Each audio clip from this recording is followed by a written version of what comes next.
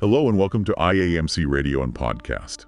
Today we'll explore the top news headlines for March 28th. Yeah, there's a lot going on, from political clashes here in Nigeria to even an earthquake across the globe.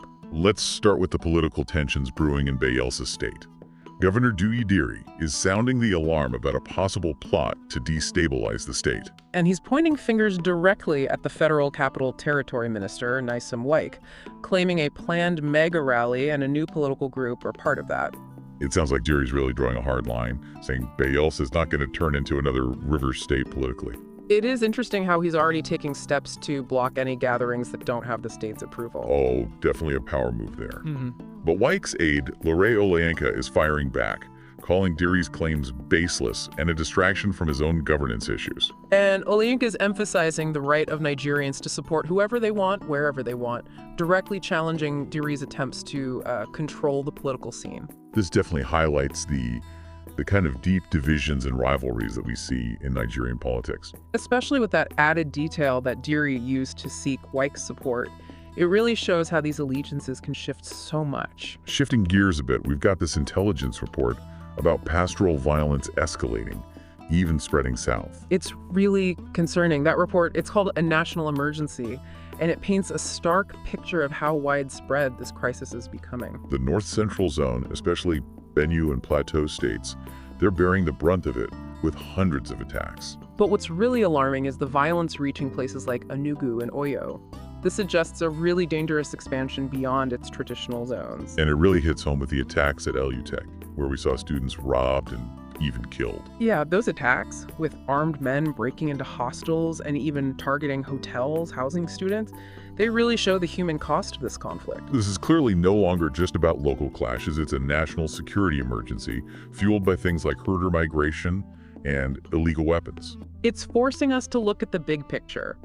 Is it displacement driving the violence in Benue, Plateau, and Kaduna? Are we seeing a push for new territory in the south? All really tough questions that need answers.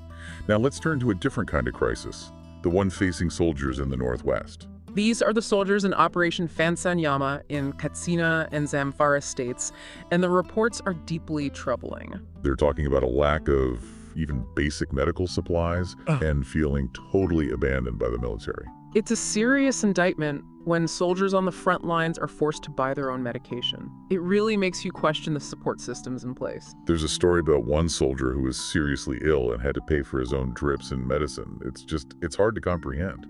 And without proper medical staff, only medical reps who also have no supplies, the situation looks pretty dire. And it doesn't stop there. There are complaints about poor living conditions, bad food, unsafe drinking water. It's all coming up again. It all points to a systemic failure to provide for the basic needs of these troops. Especially when you hear they haven't been rotated after their initial deployment. Some are stuck there for over 2 years. No wonder their morale is so low, saying their fighting spirit has died. They're pleading for better care, better food, and to be redeployed. It's a stark reminder that neglecting the welfare of our soldiers can have huge consequences for the entire security apparatus. Moving on to Kano State, the police have taken a drastic step, banning all Durbar activities for the upcoming ILL Fitch celebrations. Citing security concerns and the ongoing Emir-ship dispute, it looks like they're trying to head off any potential trouble. They're saying intelligence reports indicate a risk of disruptions and violence, and the ban was made jointly with the Kano State government. It's a tricky situation where you have these important cultural events like the Durbar caught up in political tensions. It's worth noting that even the 15th Emir of Kano, Alhaji Aminu Ado Bayero, canceled the Solid Durbar for peace and asked for police protection. That suggests even the traditional leaders are aware of the risks, especially with reports that the 16th Emir, Alhaji Muhammadu Sanusi, was making preparations after a directive from the governor. So the message is clear. Eid prayers are fine, but no Durbar gatherings. No horse riding, no car racing. They're taking no chances. They're even warning parents to make sure their children aren't manipulated by anyone looking to exploit the situation. It's a big move, disrupting a major cultural event. Turning our attention to international news, we have an update on ECOWAS talks with the Alliance of Sahel States, Niger, Mali, and Burkina Faso. Former Ghanaian President John Mahama has been involved in mediating those discussions, and he recently briefed President Bola Tinubu on the situation. Mahama's been visiting those Sahelyan countries to understand their concerns, and his update to Tinubu, as the ECOWAS chairman, is vital for keeping communication open. And President Tinubu's emphasized that the welfare of innocent citizens is at the heart of ECOWAS's efforts, which is crucial in a region facing so much instability. It looks like they've now officially approved a 6-month transition period for the withdrawal of those 3 states. That's a key step now that the 1-year period since their initial withdrawal decisions has passed.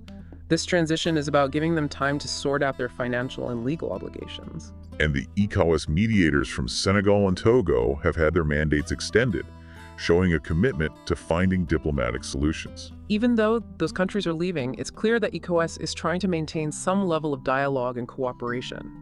It's a delicate balancing act between respecting their decision and working towards regional stability. From diplomacy to disaster now, a major earthquake hit Myanmar and Thailand, with strong tremors felt in Bangkok. This was a powerful one, magnitude 7.7, and because it was shallow, only 10 kilometers deep, the shaking would have been much more intense. Imagine being in Bangkok around lunchtime, seeing those skyscrapers swaying, and then the reports of a construction site collapsing, possibly trapping dozens of people. It's a terrifying scenario. And to make things worse, just minutes later, there was another big one, magnitude 6.4. That would just amplify the fear and panic. Even in Myanmar's capital, Naypyidaw, they're reporting cracked roads and debris falling from buildings. It sounds like a widespread disaster, and with a major hospital in Naypyidaw declaring a mass casualty area, it's clear the human toll could be significant. Back in Bangkok, people were rushing out of buildings, alarms were going off. It must have been chaotic.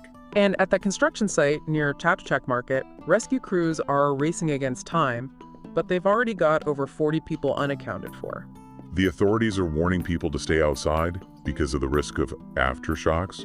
You can imagine the fear, especially with all those high-rise apartments. The Thai Prime Minister has called an emergency meeting to assess the damage and coordinate the response. This is going to be a major challenge for them. Shifting back to Nigeria, we have a story that highlights the frustration of wasted potential. It's about the FCT Farm Center in Abuja, abandoned and left to crumble. This was a multi-million Negria project launched back in 2010, with huge ambitions to train farmers, boost local production, create jobs, and reduce our dependence on food imports. 15 years later, it's just a ghost town, overgrown with weeds, buildings unfinished and falling apart, equipment rusting away. It's a classic case of a project with so much promise just left to rot.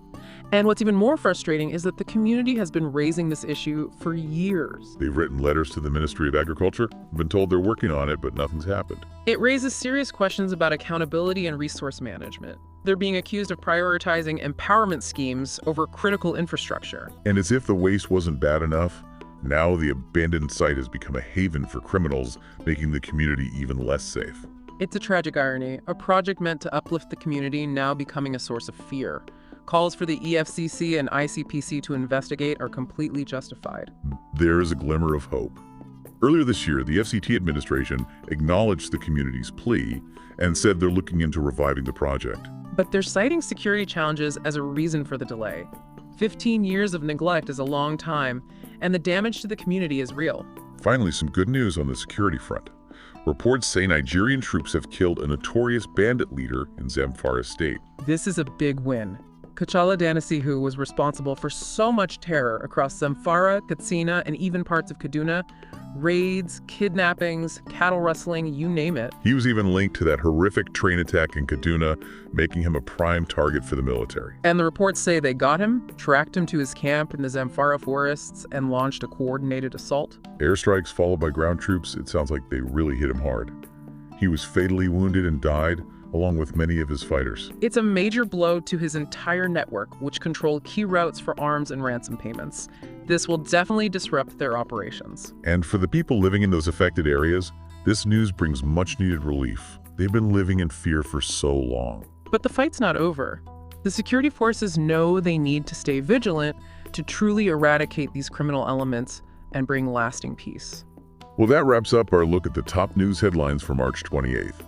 It's a mix of hope and despair, both here in Nigeria and around the world. Definitely a reminder of the complexities we face and the importance of staying informed and engaged. Thank you for listening to today's top news headlines on IAMC Radio and Podcast.